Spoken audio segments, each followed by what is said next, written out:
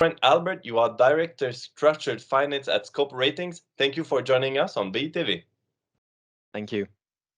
Scope Ratings recently published a report on commercial real estate collateralized loan obligations, CRE CLO, and its recent arrival in Europe. What does a CRE CLO entail? CRE CLO is commercial real estate loans that are exposed to assets that we consider as transitional, i.e. non-stabilized, which are assets that are exposed to business plan risk. So business plan risk can be because the asset needs to be redeveloped or repositioned or lease up to increase occupancy, increase the rental income, reduce the operating expenditures, or is because the asset is looking for an exit strategy. So for this, for example, is an asset that is looking to be sold, or an asset that has been severely hit by COVID, and therefore it needs fresh capital to storm the crisis. Most of the assets are traditional asset classes from residential to office and retail, but you also have some hospitality or more bespoke assets. Okay, and you mentioned COVID. Maybe a more broad question: how has the commercial real estate financing ecosystem evolved since the onset of the pandemic?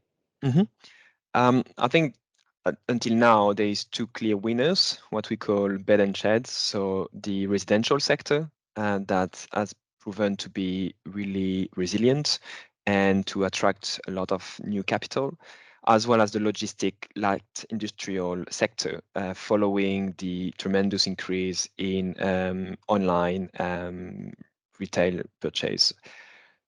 On the opposite side of the spectrum, the retail sector, high street and shopping center mostly, have been the most affected due to a change on consumer behaviors, as well as the several lockdown.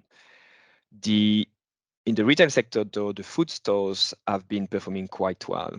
On the hospitality sector, something quite similar to the retail sector, they have been exposed to the lockdowns and to the traveling ban, and therefore the outlook is better though, but they are severely hit. Finally, the office sector is more unknown, or at least a kind of a K recovery, with prime and subprime performing well, whereas the secondary and flex office being quite hit by the outbreak.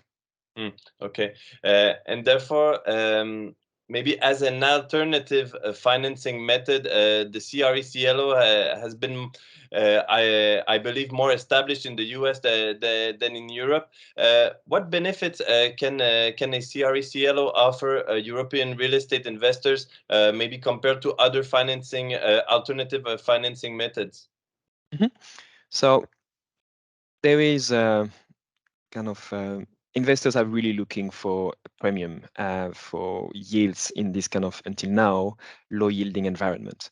And therefore, any kind of asset classes that offer a premium to investment grade bonds is go-to for investors.